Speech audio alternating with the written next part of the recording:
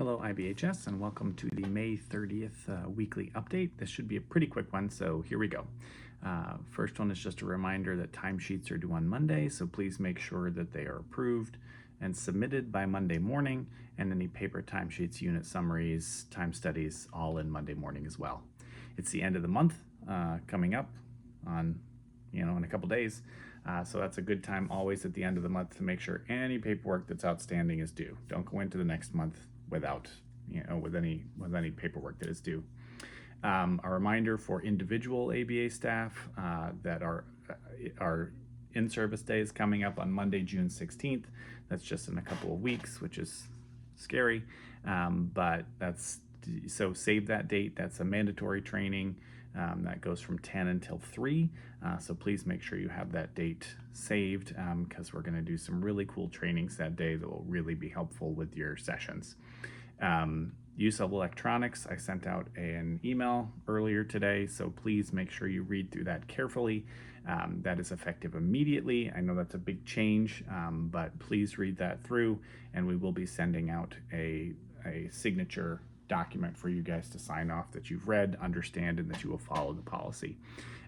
Code word for this week is cotton candy, so write that down, cotton candy. ABA tip of the week is about practice. The quote is, "The thing about everything is that all gets easier with practice, so be careful what you practice." Love this quote, and it resonates for a lot of different reasons. One, we talk about practice opportunities all the time. If we're going to teach kids things, we need to get them practicing multiple opportunities. But there's also just this idea that anything you do repeatedly becomes easier every single time.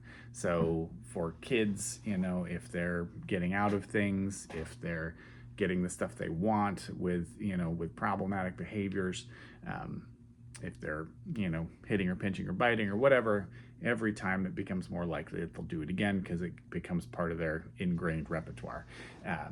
And same thing for us, you start turning in notes late, it becomes easier and easier to turn them in late, and showing up late for sessions or not, doing the interventions you're supposed to. So let's form good habits in the kids, form good habits in us, and the more you do things the way that you're supposed to, the easier it becomes.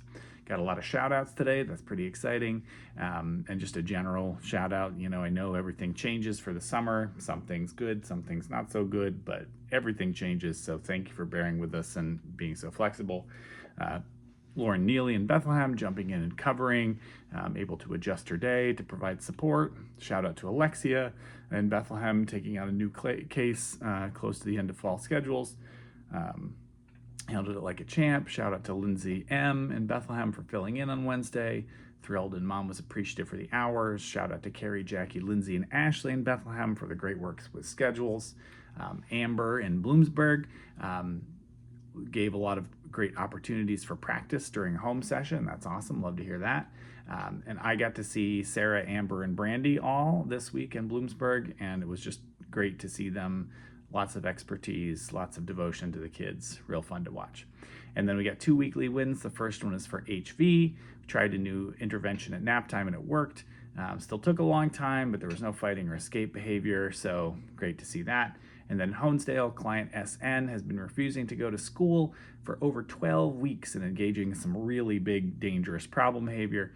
But with some solid work from Kristen and the family, he has now been consistently going to school for the last 4 weeks. So love to hear these. Send more, and have a great weekend. Thanks, guys.